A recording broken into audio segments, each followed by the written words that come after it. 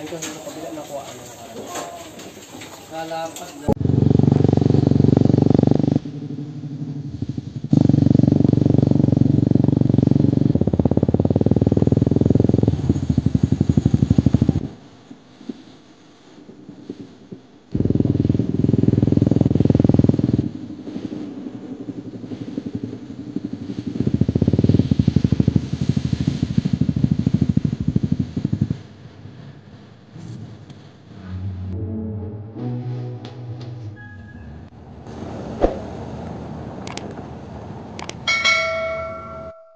Yun, what's up mga kabayan, magandang umaga sa inyo. So today is April 10, 2023 and early in the morning mga kabayan, may pupuntahan tayo ngayon. Kasi nga, kung mapapansin nyo, patapos na yung kulungan ng baboy natin. And of course, pinagawa natin yan para sa mga piglets.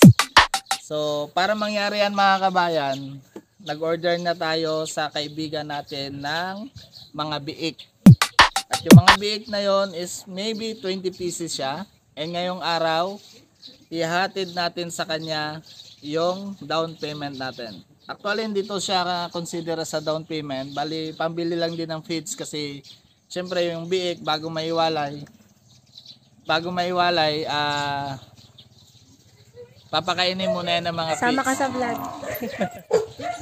So, ayun, ihatid natin to para sa ganun to secure na may piglets na tayong ilalagay very soon.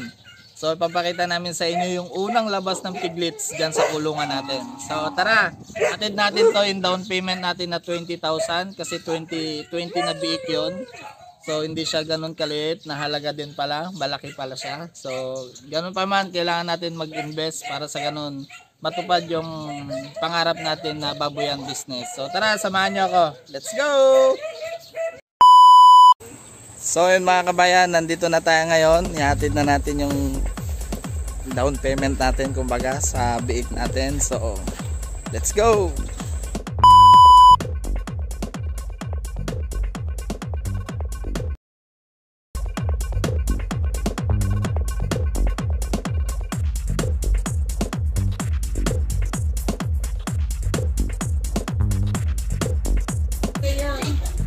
Okay, magdidi kayo. So mga kabayan, kasalukuyan nasasaksiyan na naman natin yung kakapanganak lang na inahin. So pinapadidi niya yung mga anak niya. Yung kalahati nandito pa. Yan. Hati-hati lang sila para hindi sila magagawan sa didi. Kasi siyam na lang yata yung may gatas ng inahin na to, yung didi niya. Ito rin naman, another batch din yan. So mga kabayan, mga buntis naman to, naka line up na. So bultuhang biik na naman to pag lumabas yung mga nasa tiyan na mga yan. Grabe, nakakatuwa makakita ng ganito mga kabayan. Tayo durok ito tayo. Grabe kalaki oh. Tay, ito yung pangalan nito, Nay. Tanda na nito kuya. Grabe oh. Grabe kalaki. Kung makita nyo sa personal kabayan, grabe kalaki. Kala mo kalabaw na. Manalan tayo.